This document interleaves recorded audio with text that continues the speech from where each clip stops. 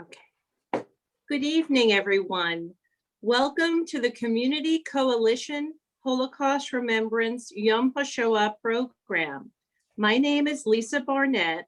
I am the director of the Social Work Department at the Marion and Aaron Garral JCC. I have had the privilege of providing critical emotional support, socialization programs, and concrete service assistance to Holocaust survivors and their families for the past 20 years. Yom HaShoah is a time to remember the 6 million Jewish victims, as well as all of the victims of Nazi evil, oppression, bigotry, and hatred. We honor the memory of those with no family left to remember them. We remember the righteous, the rescuers, and liberators. We respect and honor the resilience, strength, and self-determination of the many survivors who have rebuilt their lives despite Hitler's attempts to annihilate them. Tonight, you will hear a remarkable story of survival, strength, and love. I am pleased to introduce Reverend Gregory Stanislaus, who will share some words and introduce our two special guests. Reverend. Thank you, Lisa. Good evening, everyone. My name is Gregory K. Stanislaus. I'm the pastor of the St. John Baptist Church in Inwood, Long Island. It gives me great pleasure. I've been given the awesome task to introduce to you this evening, and I hope you can sit back. This is a historic event. I have been excited all day. So it gives me great pleasure to introduce to some, but to present to others, the daughter of our featured speaker, Mr. Schonwetter, and Arnold. Thank you so much, Reverend, and thank you, everybody, really, for having us. We're very excited to be here today. I'm going to give you a little bit of background, and then I'm going to turn it over to my dad. I'm not sure, we probably won't have too much time for question and answers before the candle lighting, and we want to be very sensitive to all of your time.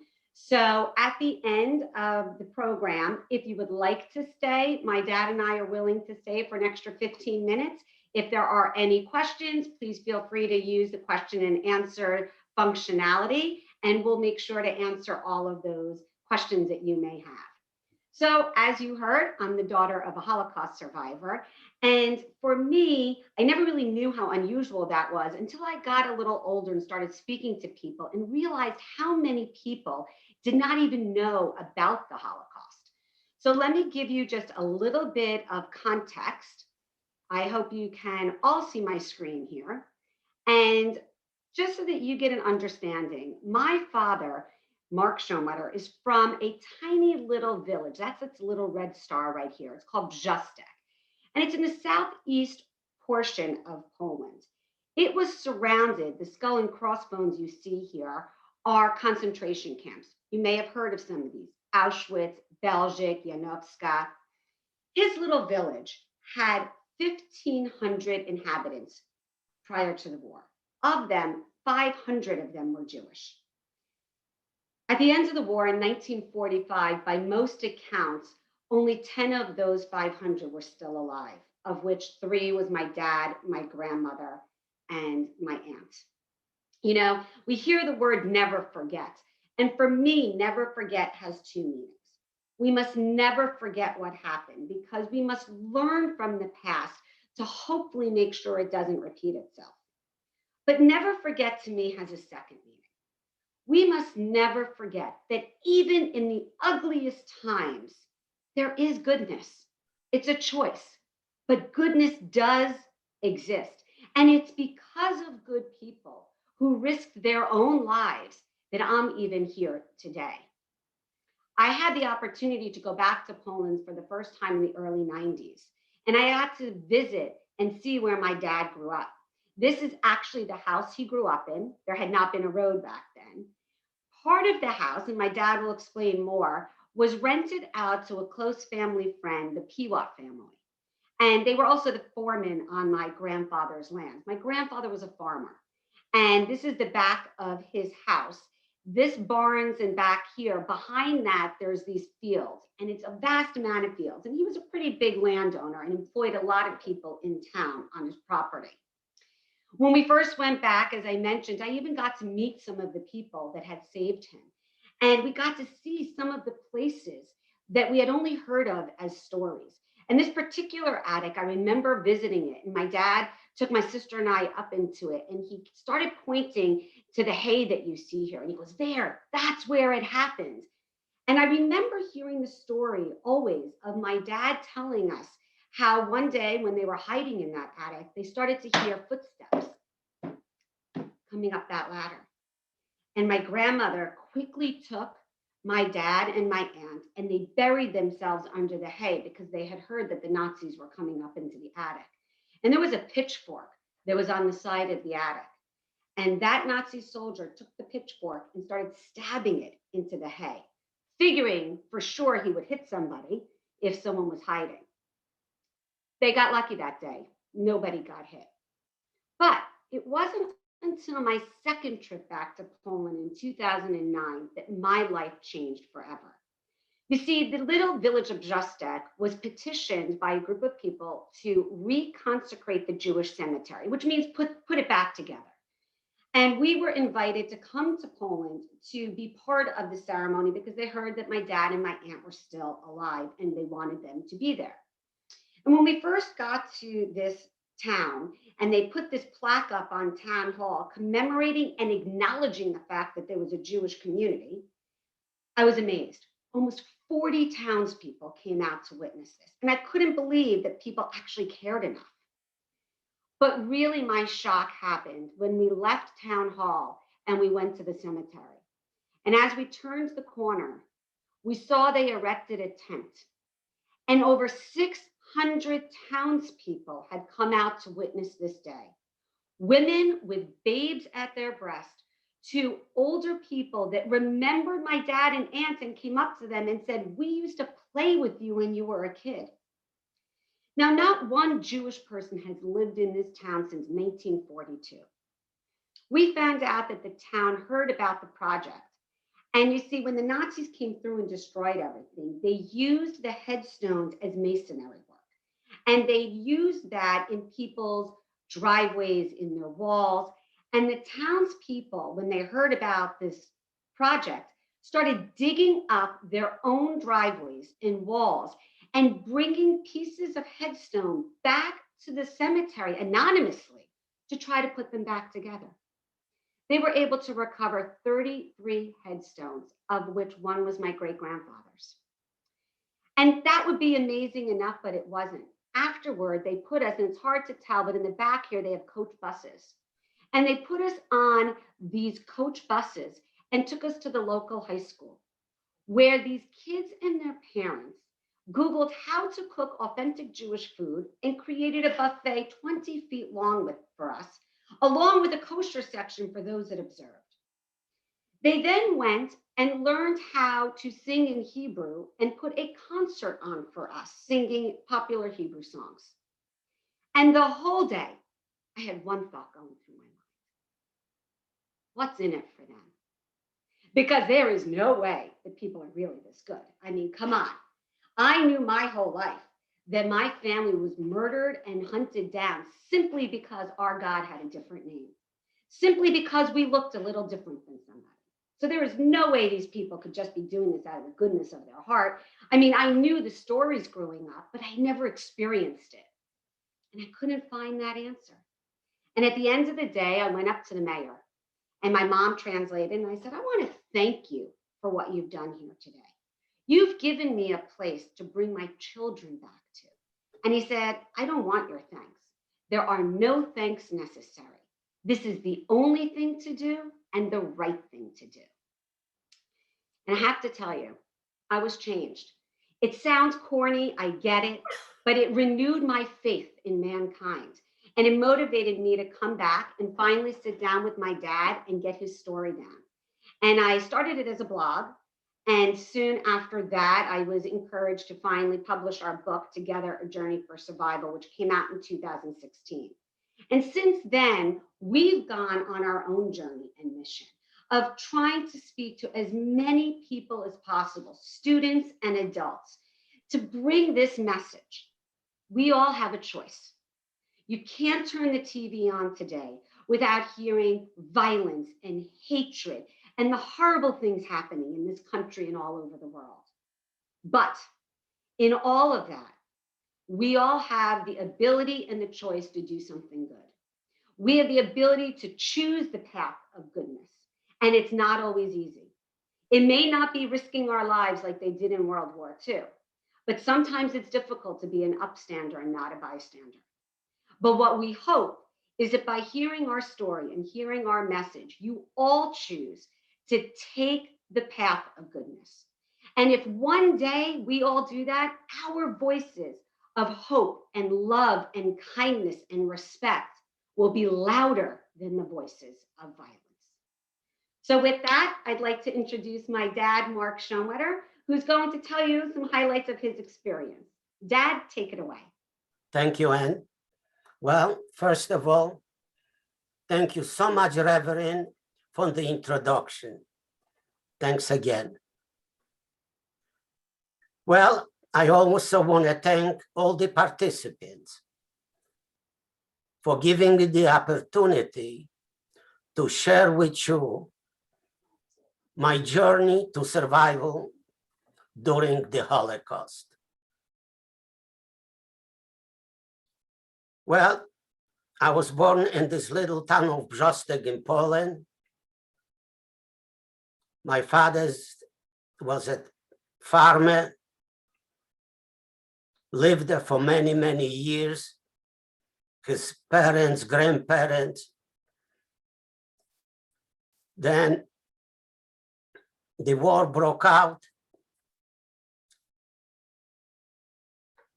And we never imagined what may happen, not me as a small child, which didn't understand, but my parents, what may happen to them or to any other people. So when the Germans occupied Poland, at one point they came to town and they asked for the amount of Jewish population and all the details. So after receiving all the information from the police, then the police told them, you know, any more information if you want to know about the Jews, why don't you go and speak to the head of the Jewish community, and he may give you something more if you need. So they sent them to my father because he was the head of the Jewish community. So first time they came, they got more or less the same questions what they gave to the police station. They knew more of those same things. That was it. But then in time, when they came again, they start implementing things. And what was it? First, that all the Jews have to wear a band on their arm with the Star of David. Second, all the Jewish kids have to be taken out from the public schools. And the third one, when they came in, they told my father, you have 24 hours to take your personal belongings and you leave this house because we are taking over your property. And they left. That's it. No discussions here. No deals. Done. Well, my father found a location in one of the Polish family houses, and we lived there. So when they need him, they call him to the police station. And then he used to come home back. One day, he's not back. My mom is waiting, waiting, and waiting. He's not back. Then she hears a knock on the door.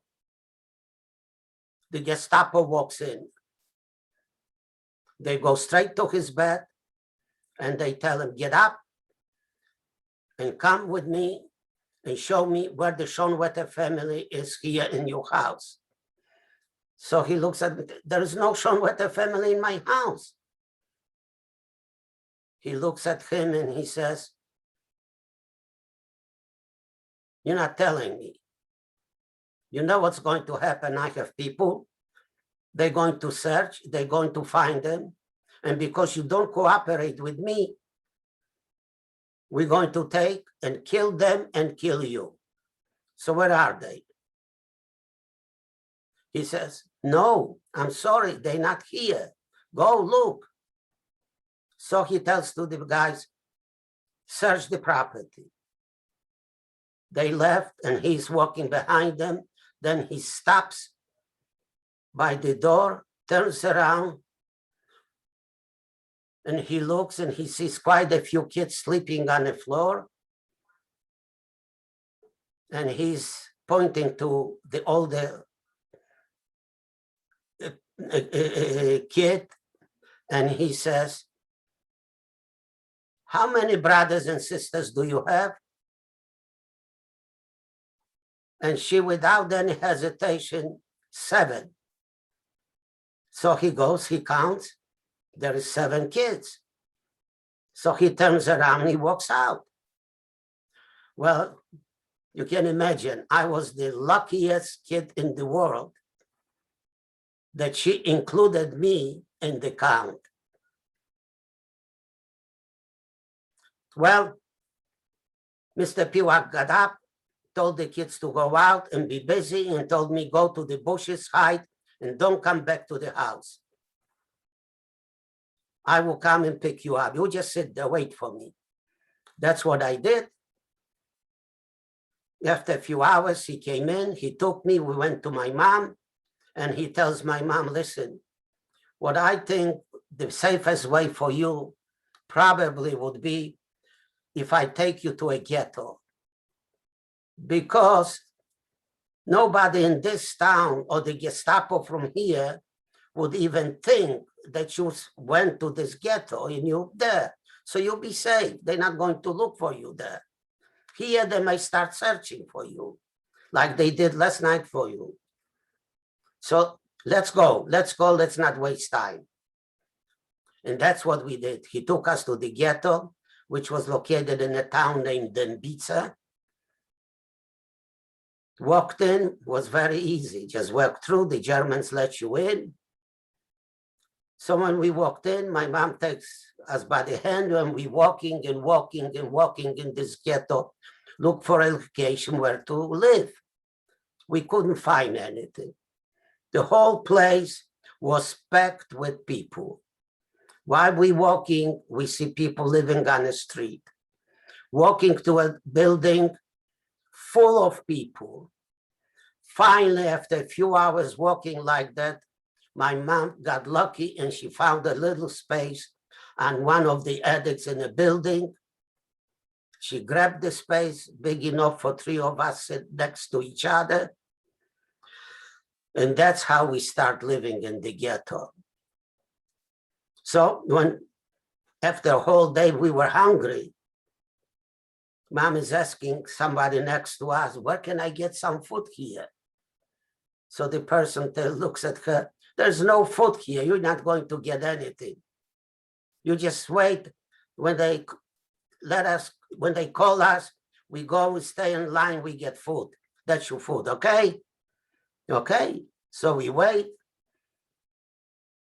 They announced to go and stay in line for food.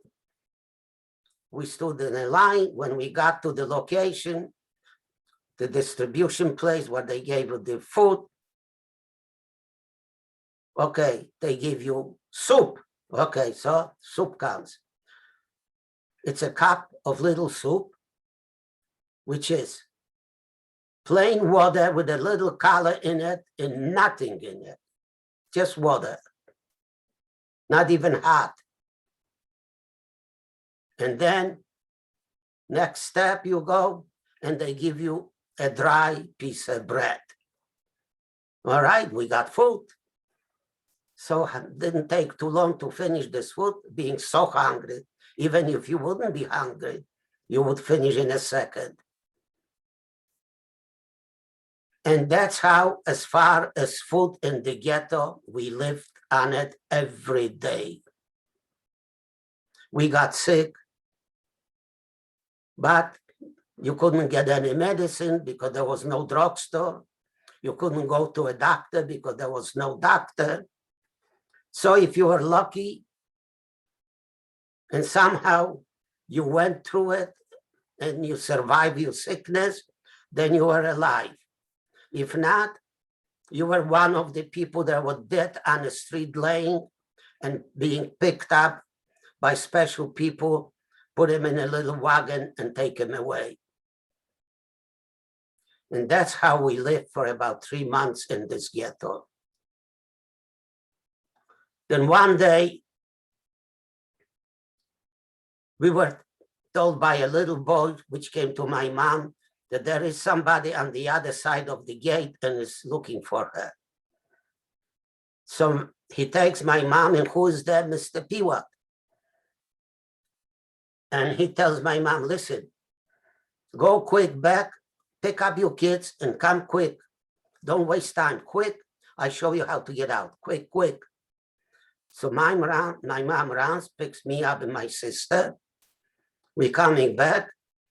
He takes a little blanket, throws over the barbed wire, and he says, okay, pick up one kid at a time and throw him over. Quick, quick.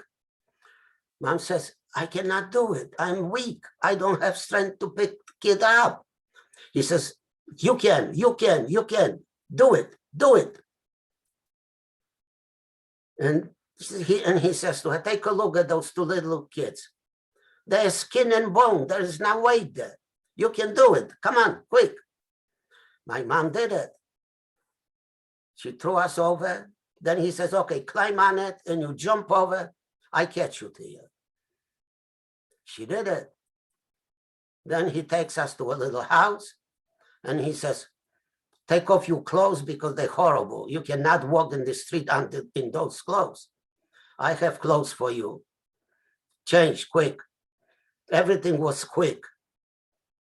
Then he says, okay, I got you some food, eat a little bit, and we're walking out from this town. And that's what we did. We walked for a few hours. He took us to a little village and introduces us to the people. He says, oh, those are the people that you promised that you're going to take him and you're going to hold him here. So the woman looks at us and she tells to mom, okay, I see you have two small kids.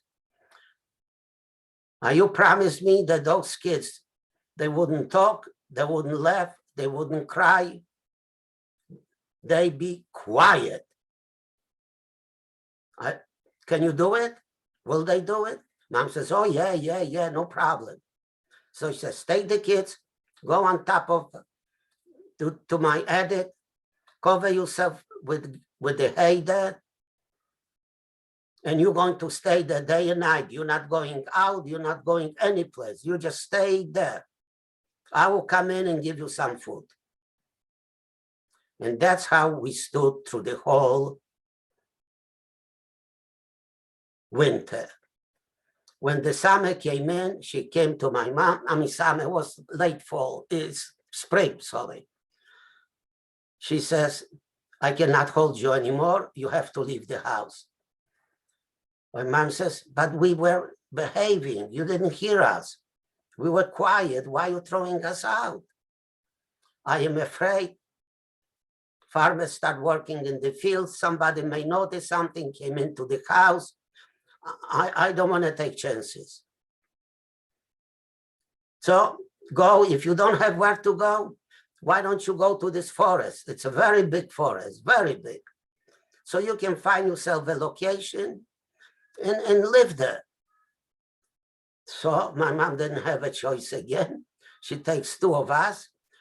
We walk in the forest for a while looking for a location. We found the location. And that's how we start living in this forest. Now, you need to eat something. So what did we do? She was teaching us what to eat, what to look for, what to pick, mushrooms, berries. and she was showing us which one are good, which one are poison, and we were picking this and we ate, and that's how we live in the forest. Now, when the winter came, cannot stay in the forest, cold, snow. So at night, we start walking around in the village or different villages and knocking on the door and begging people to take us in. And if somebody agreed to take us, and they told us we take you only for 1 week, but this week sometimes became 1 or 2 weeks. And then we had to leave. Mom used to ask him to keep the kids for a day so she can go at night and walk around and look for the location. And again, we had to go to somebody else. And when the next summer came in, again, the same thing. We went to the forest and we lived the same way. Then winter came. Again, we start looking for a place. This was the tough one. And we come across somebody who tells us, you know, we take you. But the guy says, I have to figure out a location that would be safe, because this has to be safe for me, for you. Says, come back in a day or two, and then I may have something for you. So when we came in, he says, okay, I figure out something. Come on. So we go, he takes us to a pigsty. And he says, well, you see, I dig a hole here, but it's shallow. The only way you're going to be able to stay in it, not even sit, but you have to lay down. I know I won't be comfortable, but that's the best I can do. Mom says, that's fine, we can do it. Well, in this case, walk in. So we stepped into this, we lay down, and he takes pieces of wood, covers this whole thing up. Then he puts hay on top of it. And after that, he brings the 2 pigs. And we start living in this hole with the pigs for a whole winter. Where we were lucky because we didn't have to look for any other place. But you can imagine the circumstances under which we live in this hole for the whole winter. Us downstairs, the pigs upstairs on top of us. Trust me, it wasn't pleasant. But was a safe place, and we survived this thing. And then, again, we had to leave because nobody want to hide you during the summer. But we had the forest. So we went back to the forest and we lived in the forest for a while. So it was probably late summer, beginning of the spring, of the fall. We start hearing explosions, shootings. We didn't know in the beginning what's going on, but then my mom figured out that has to be the front. So we walking and walking a little deeper in the forest, deeper and deeper. But while we walking like that, we all of a sudden see people, Polish farmers, escaping from the villages. Wherever we hear a lot of sound, explosions. So Mom says to us, okay, from now on, remember, we're changing our names. And she gave us Polish names.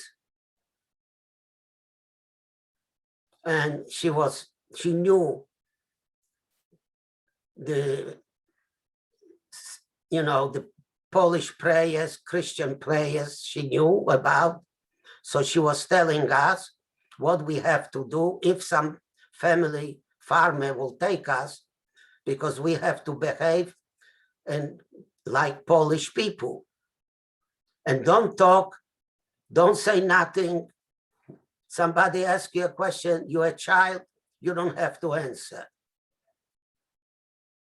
So finally, one of the farmers took us in, and we lived with them for a couple months. And then in 1945, was like February 45, everything in one was a week. There was no explosions, no shooting, quiet, nothing. No, we didn't see any tanks, any artillery moving, nothing, quiet, no. And then we see some soldiers walking. So when they got to the house, they start speaking. We don't understand what they say.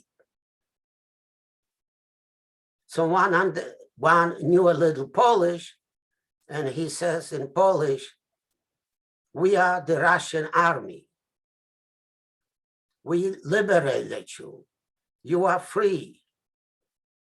Now we make sure that there is no more Germans around here. So from wherever you came, you can go back to your house and you're safe." And they left. Well, though whatever they said was nice, we were happy. But again, my mom told us, be quiet, don't jump, don't scream, that we liberated, that we free, that we going home. I still don't trust anybody. Let's wait for a little while, then we know. So we went, after a week, we went back to Grostek, to our town. When we got there, the town was pretty damaged. Our house, when we walked in, was damaged. So we found a space in the basement, and we started living in the basement. We were waiting and standing every day looking if somebody's coming, maybe some family is coming, somebody will come, but nobody came. Then my mom said, there's no reason for me to stay here. We cannot live like that. So we moved out to a larger town. She found a spot in a room in somebody's house, and that's how we start living. And that's basically how I survived the war. Well, in the beginning, we lived, I never thought about the Holocaust. Not many people thought even about the Holocaust. But later on in my life, when I got married, had kids, I start talking to them and explaining to them what went through me, how I survived. Occasionally here and there, I spoke to one of the class here or Hebrew class, but nothing special. But later on, when I retired, I start devoting my time to bring the past of mine and tell about it to people. Because I feel that those things have to be told. We have to make sure that people, regardless if they're small or they big or they young or they old, that they know what happened in the past. That this memory cannot fade away what happened. We do have to remember what happened. Because we cannot just sit and be neutral, and then somebody comes in from nowhere and maybe even start something similar. So if we know what happened in the past, we will try to prevent any similarities to happen in the future. Because I strongly feel we are human beings. We were born human beings. We all the same people living on this earth. Makes no difference if we Jews, if we Christians, if we Muslims, if we Hindu, anyone, any type of a religion. It's a religion. Everybody is entitled to believe in whatever they want.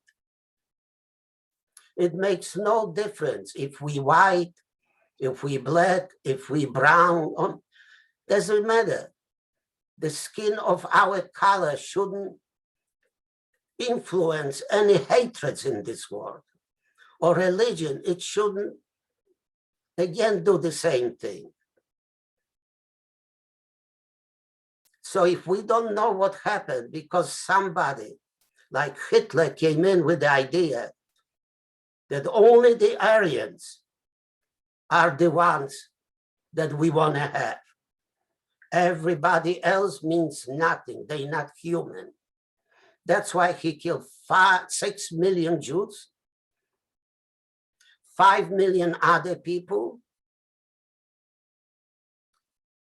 And probably he will, if he wouldn't be defeated, trust me, he will kill others too. He wouldn't be bashful. He will do it. So it's our obligation to make sure that we all can live in harmony, in peace, in respect to each other, with love to each other, not with hate, not to create hate. Because if we do that, we create more hate. And this hate creates more hate. And what are we going to accomplish? Nothing, nothing. So we are much better living with hugging and kissing than killing each other. So thank you so much for listening. And if any questions later wants anybody to ask me, we're more than happy to answer. Thank you so much for listening. Thanks, Dad. I think we're going to go to the candle lighting, and we do have some questions, everybody, which we will address after the candle lighting. Before we go to the candle lighting, Mr. Schonwetter, I just want to express my sincere gratitude for you expressing your story. And what struck me most was how you shared with us about the strength of your mother and how she did whatever she could do to protect you and to ensure that you were safe no matter what adversity you were all experiencing. And I love your message of how we all have an obligation to combat hate with love.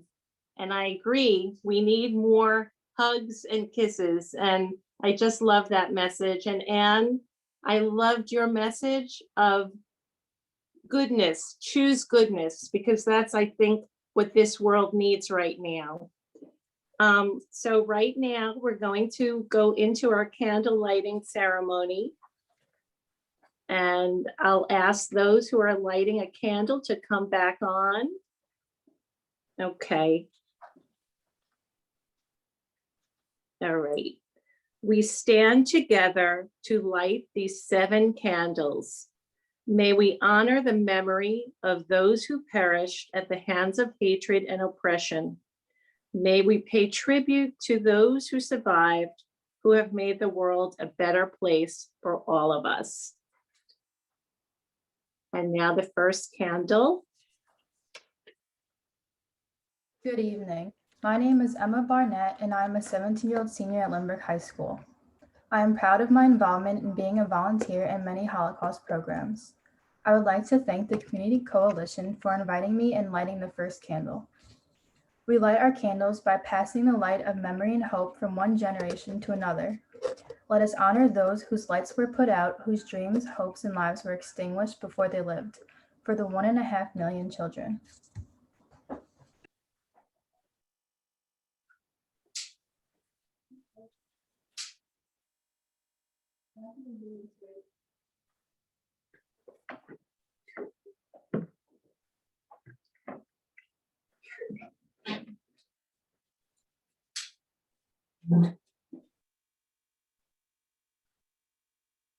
Okay, peace and greetings.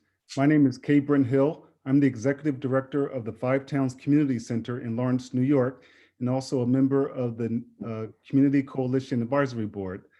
And I'm very honored to be here, and I thank our honored guests for their presentation today. Thank you so much. We light a candle for the untold millions for whom there is no one to mourn, whose entire families were annihilated and who now rest in unmarked graves.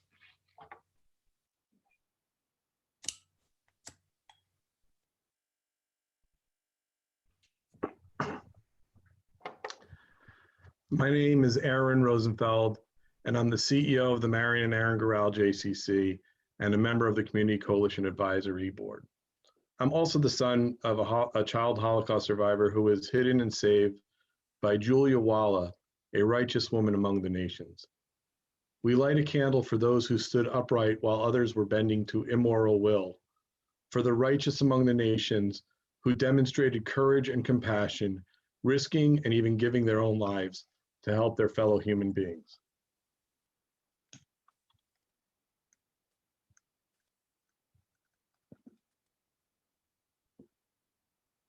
Hi, I'm Arnold. We light a candle for those brave soldiers who liberated the camps, who carried the deceased and near deceased in the arms to a kinder and more humane place, and for those who served with the Allied forces to put an end to hatred, hostility, and oppression.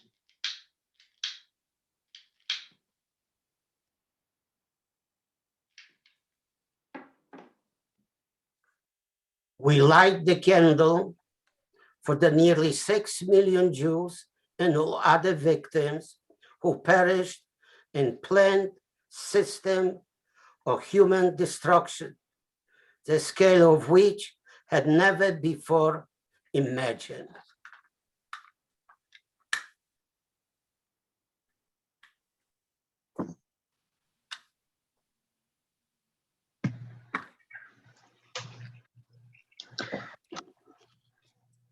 My name is Michael Cohen, and I am the East Coast Director of the Simon Wiesenthal Center. We light a candle for those who live even now under the scope of oppression in places where the threat of genocide is real and ever present.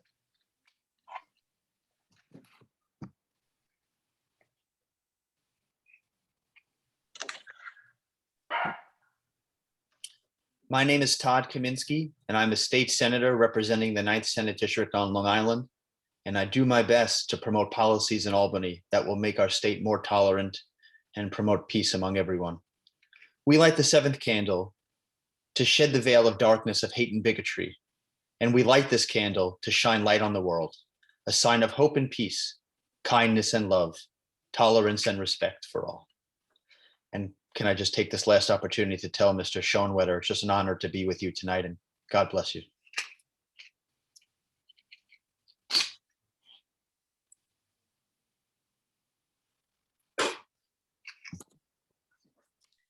As we look at these candles, try to imagine 6 million candles, each with the name of a Jewish person and of all of the other individuals who were systematically targeted and murdered by the Nazi regime in the Holocaust. Each candle to signify a unique and precious soul who struggled and had hope, who was part of a family. Although they were lost forever, may we honor them. Collectively, we are the light now. Only by remembering can they live in our hearts and minds, never to be forgotten. We stand together against anti-Semitism, bigotry, and hatred. We stand united to treat each other with dignity, kindness, and respect. A very special thank you to both you, Anne, and your wonderful dad, Mark. And we're just so grateful and honored to have you both join us this evening. And I think we should open it up if there are questions, and if you and your dad can stay and answer some questions, that would be wonderful. Thank you.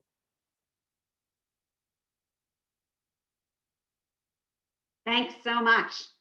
And yes, we will stay. We actually have a few questions that have already come in. And as I mentioned, if you have other questions, please put them in the questions and answers.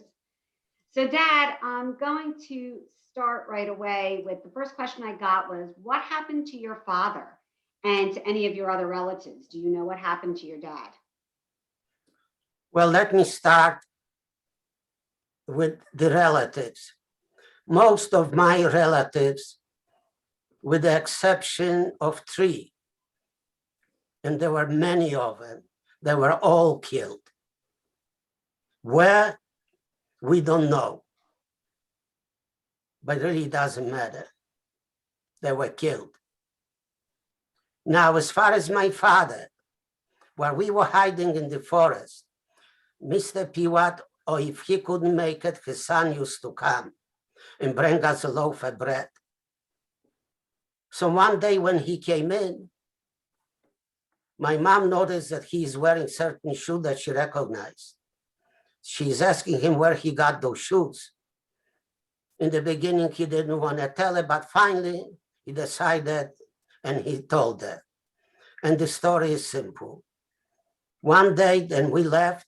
After we left, the Germans came with trucks to town, asked for young Polish people to go to work. They loaded up the trucks, they took them to a forest, and they told them to dig a big hole. After they were done, the Germans were satisfied with the size of the hole. They took them back to town. In a day or day and a half, they came back. They told them to get back to work. They brought them back on those trucks to the same location. When they arrived there, this whole big hole was packed with dead people. So after they told them to cover the whole thing, they told them, go and take, for the work you did, take one item for yourself from this, all the items that are here lined up. So he said, when I was walking around and came to the section where they had the shoes, I noticed this pair of shoes and I recognized, because I work day and night with your husband, that that's were his shoes. So now you know that he was murdered and he is in this mass grave in this forest. That's how we found out what happened to my father.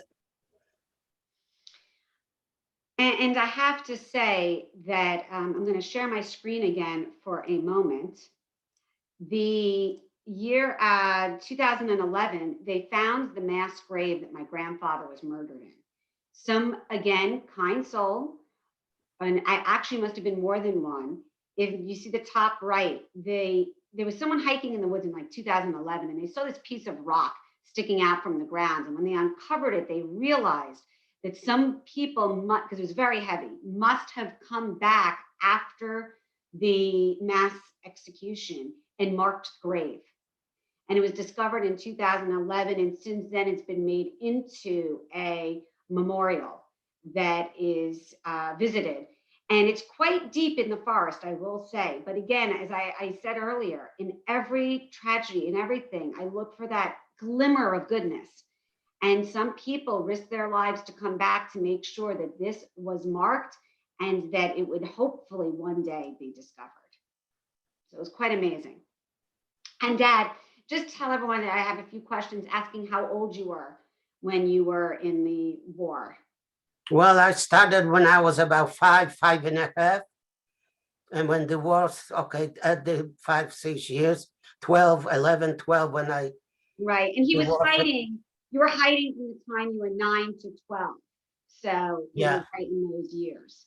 And we were lucky because, and there's a question about this, and we'll reach it in a second, but all of our relatives perished, but luckily my grandmother had three sisters and a brother that had immigrated to the US prior to the war.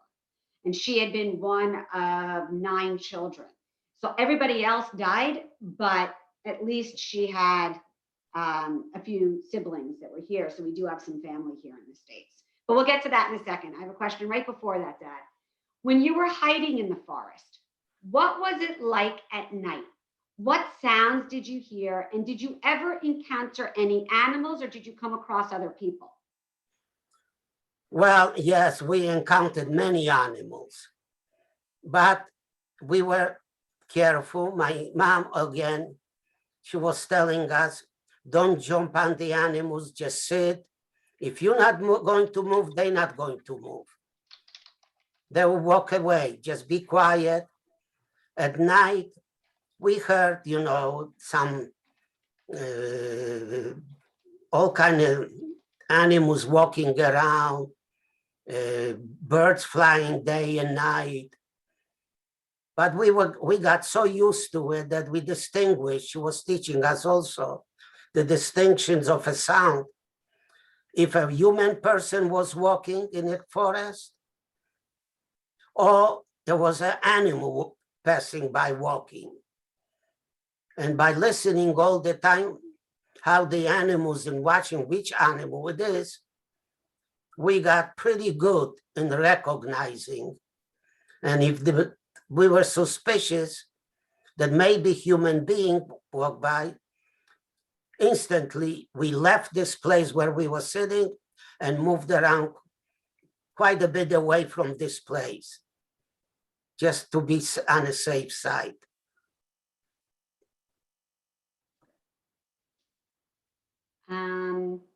How did you survive after liberation?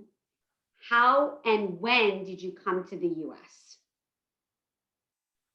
Well, survive after this liberation. Soon after that, well, we were lucky that we got some help from mom, sent letters. No, the family in America, right after the war, sent a letter to the town hall asking if anybody survived. They gave the letter to mom. Mom wrote to them and she begged them to send us packages. So they send us packages, and that's how basically we lived on. Now, what was the other part? The other part was how and when did you get to the United States? Well, I got to the United States. We lived in Poland till 1957. So you can imagine in this part of time and later on even, Poland was a communist country. So there was no way that you could apply it for leaving the country. There was no way. They would never let you out anywhere. But it happened that there was a change in the Communist Party, and the Secretary General of the Communist Party that time, who took over, was a little bit more liberal than the previous one.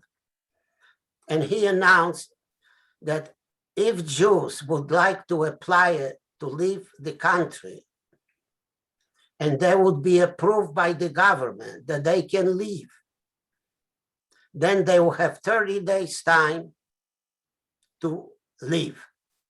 We apply it, we were approved, we got the permit and we left, and the only place they would let you go was Israel. So I went to Israel, I lived in Israel for 4 years, and I talked with my mom, and we came to an understanding that would be better for me if I go to United States.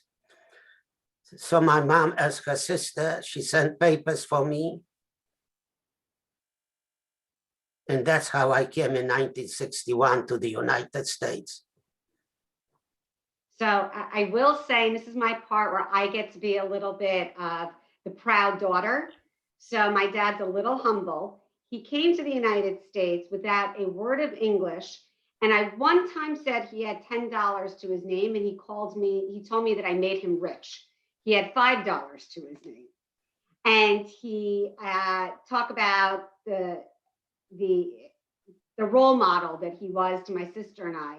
He came here and had to learn English and started sweeping floors in a factory because that was the only job that he could get.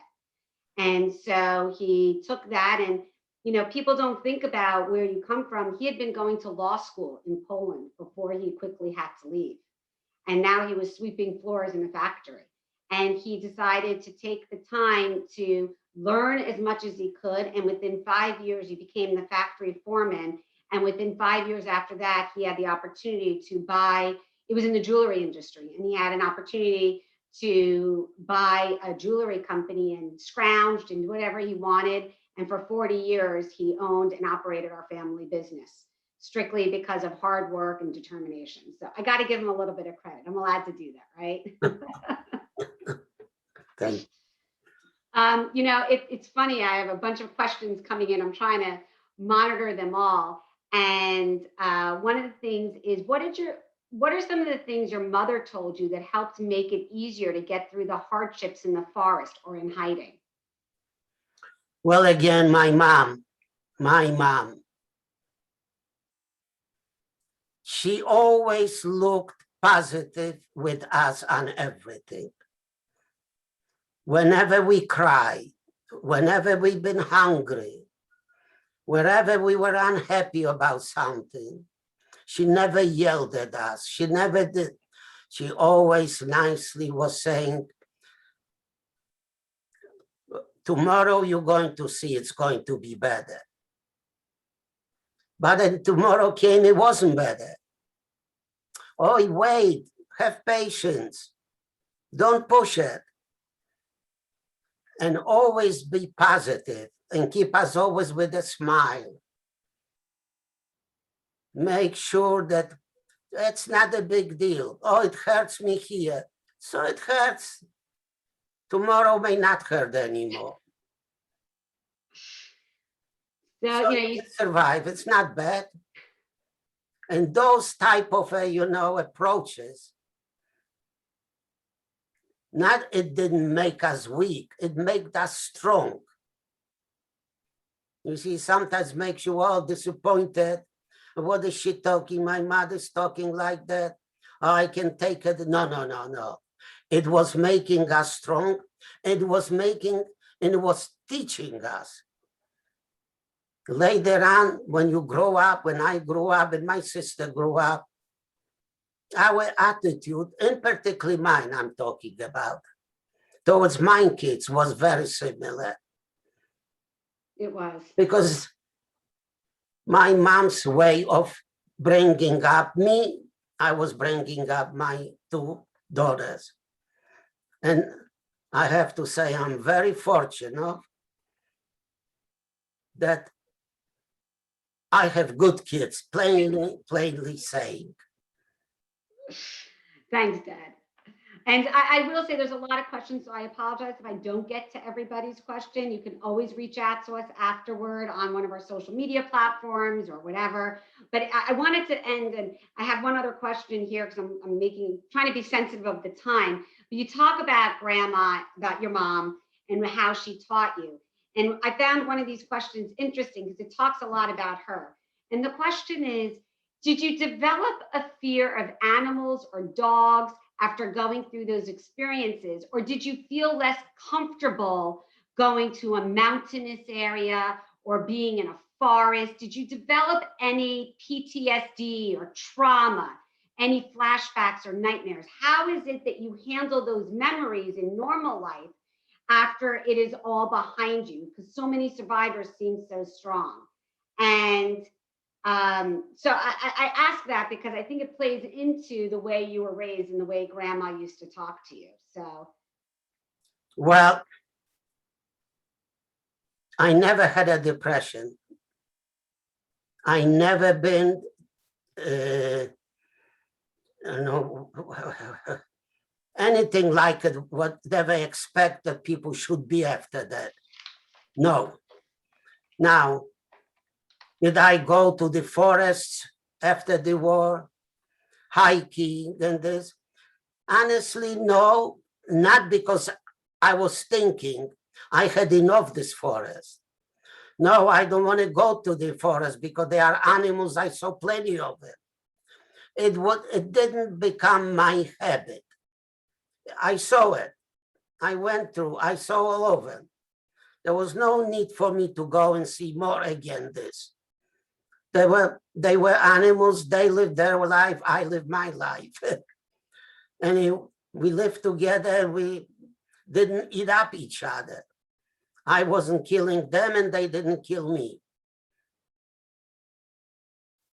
So I never as far as those things, always again, I was going, I rather went and play soccer to have instead to go for hiking, or play tennis instead to go hiking. Thanks. So, It was something different for me. so like I said, I'm trying to be sensitive to time. It is 8:30. I know there were a couple more questions. You can always reach out to us. We are on Facebook and on Instagram at Together, A Journey for Survival, or at the Mark Schonwetter Holocaust Education Foundation. So either place, you can send us a message and we'll hopefully answer any other questions we couldn't get to. But thank you all again so much. Thank you, Anne and Mark. Thank you so much. Thank you for having us. Thanks again. Really appreciate. We would love to have you back Absolutely. anytime. Hopefully in person soon. Yes, absolutely. Wonderful. Well, thank you again, everybody, for participating and for coming on. Thank you. Thank you. Thank you.